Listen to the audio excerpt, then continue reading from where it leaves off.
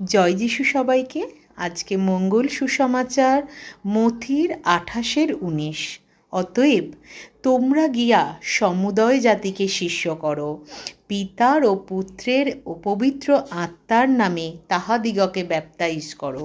প্রভু এখানে বলছেন বিভিন্ন জায়গায় ছড়িয়ে গিয়ে প্রত্যেককে শিষ্য তৈরি করতে বলছেন। প্রভু এও বলছেন আমরা এই যে পবিত্র আত্মার জন্য অনেক কিছু করে থাকি।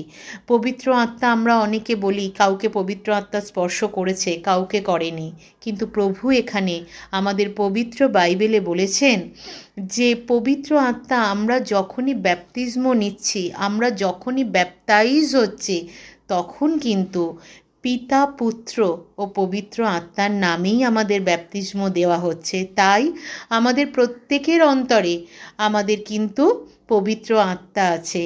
প্রার্থনার মাধ্যমে, সুকর্মের মাধ্যমে আমাদের সেই পবিত্র আত্মাকে জাগ্রত করতে হবে। জয় যিশু।